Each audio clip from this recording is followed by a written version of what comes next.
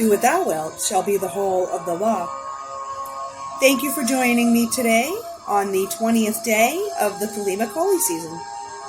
I am Brienne Larkspur, and I am here at Templum Priory in sunny, warm Central Florida.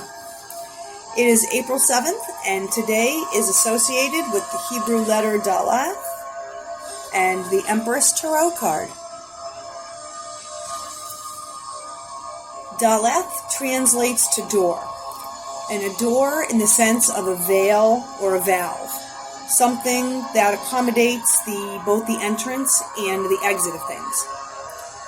You walk out the door of your home, and you move from the unity of that home to the multiplicity of the broad spectrum of the world, and vice versa. We are birthed into existence, issuing out from the veil of our mother's wombs.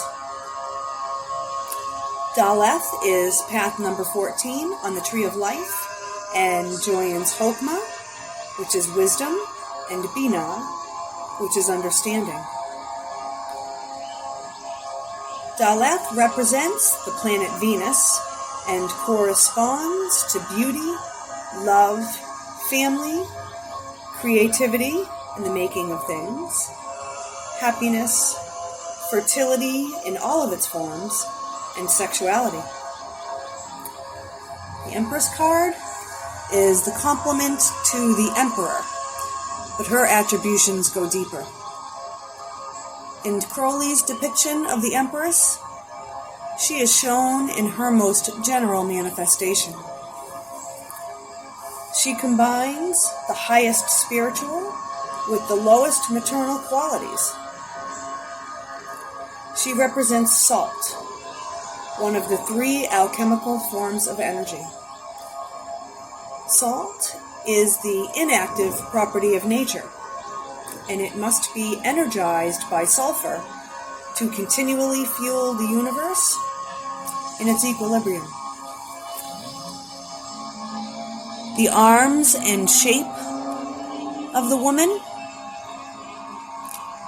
suggest the alchemical symbol of salt. The Empress is richly dressed in the vestments of her position and wears the imperial crown on her head. She is seated upon her throne, and columns of twisted blue flames are beside her, which are symbolic of the waters of birth, that feminine fluid element. In her right hand, she bears the lotus. The lotus also represents feminine, passive, flowing power. Its roots are in the earth beneath the water, or in the water itself. The petal of the lotus opens to the sun, whose image is the belly of the chalice, a living form of the Holy Grail. Perched above her throne, two sacred birds, the sparrow and the dove, are depicted. On her robe are bees, the pollinators of nature. Around her waist, if you look really close, she wears a girdle bearing the signs of the zodiac. Beneath her throne is a floor of tapestry, and the secret rose is shown at the base of the throne, if you look really close.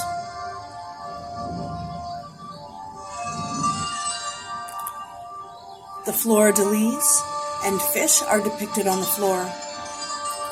Balance is symbolized by the revolving moons. The heraldry of the Empress is twofold. On one side, we see the pelican of tradition, feeding her young from the blood of her own heart. On the other side, we see the white eagle of the alchemist. The pelican herself may be a representation of the Great Mother and her offspring. And it is because the daughter is the daughter of her mother, she can be raised to the throne when it is her time. It is that continuity of life an inheritance of blood which binds all forms of nature. The white eagle on the Empress card corresponds to the red eagle on the Emperor's card, her consort. At the back of the card, if you look, is an arch or a door, that veil between the worlds, or the gate of heaven. All of the imagery on this card could simply be summed up as the gate of heaven.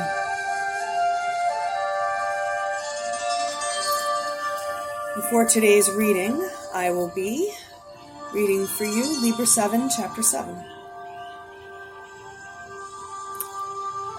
By the burning of the incense was the word revealed, and by the distant drug. O meal and honey and oil! O beautiful flag of the moon, that she hangs out in the center of bliss. These loosen the swathings of the corpse. These unbind the feet of Osiris, so that the flaming god may rage through the firmament with his fantastic spear. But of pure black marble is the sorry statue, and the changeless pain of the eyes is bitter to the blind. We understand the rapture of that shaken marble, torn by the throes of the crowned child, the golden rod of the golden god. We know why all is hidden in the stone, within the coffin, within the mighty sepulchre, and we too answer, Al-Alam, Imal, Tutulu, as it is written in the ancient book. 3 words of that book are as life to a new aeon. No god has read the whole. But thou and I, O God, have written it page by page. Ours is the 11-fold reading of the 11-fold word. These 7 letters together make 7 diverse words. Each word is divine, and 7 sentences are hidden therein. Thou art the Word, O my darling, my Lord, my Master. Oh, come to me. Mix the fire and the water, all shall dissolve. I await thee in sleeping, in waking. I invoke thee no more, for thou art in me. O thou hast made me a beautiful instrument, tuned to thy rapture. Yet art thou ever apart, even as I. I remember a certain holy day in the dusk of the year, in the dusk of the equinox of Osiris, when first I beheld thee visibly, when first the dreadful issue was fought out, when the ibis-headed one charmed away the strife. I remember thy first kiss, even as a maiden should. Nor in the dark byways was there another. Thy kisses abide. There is none other beside thee in the whole universe of love. My God, I love thee, O thou goat with gilded horns, thou beautiful bull of Apis, thou beautiful serpent of Apep, thou beautiful child of the pregnant goddess. Thou hast stirred in thy sleep, O ancient sorrow of years. Thou hast raised thine head to strike, and all is dissolved into the abyss of glory.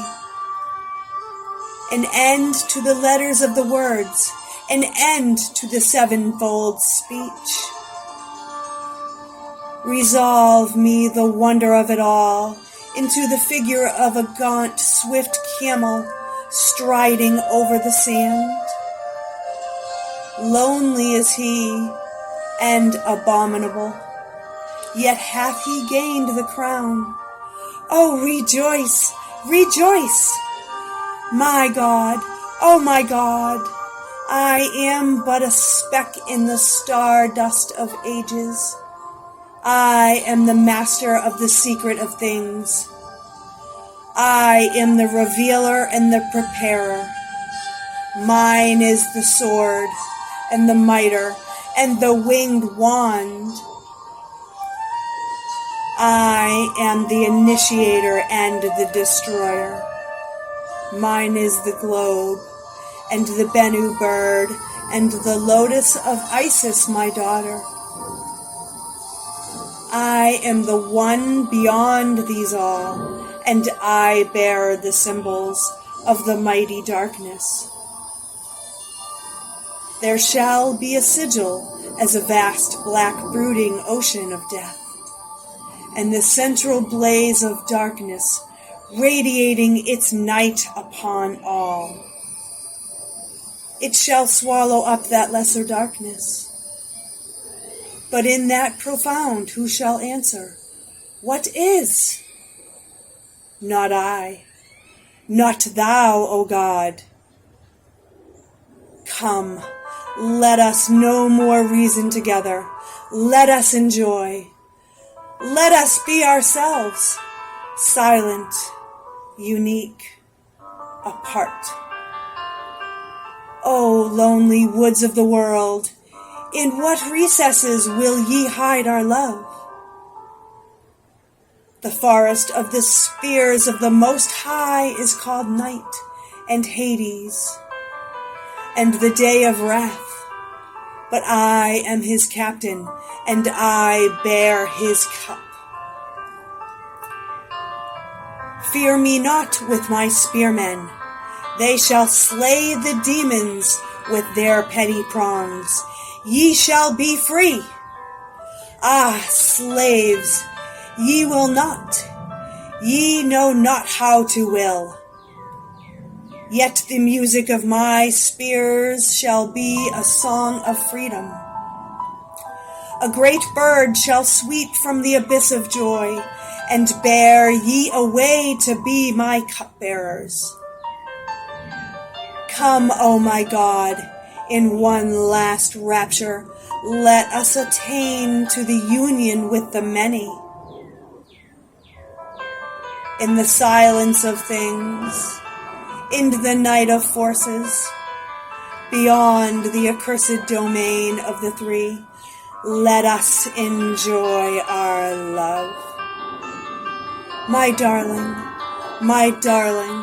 away, away beyond the assembly and the law and the enlightenment unto an anarchy of solitude and darkness.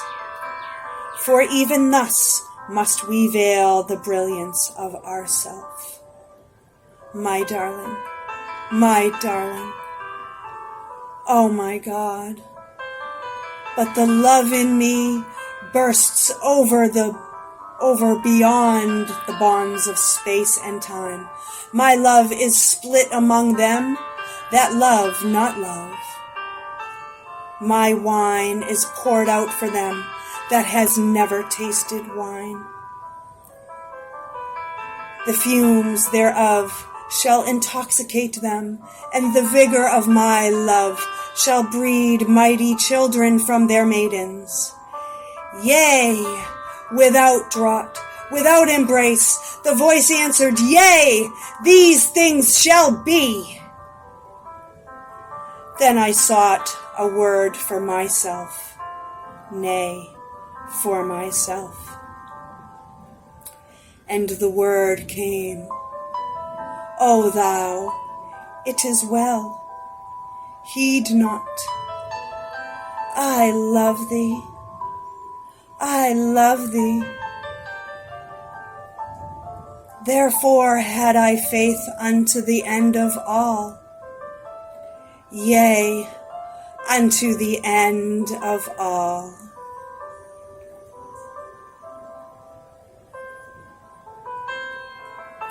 Thank you again for joining me today.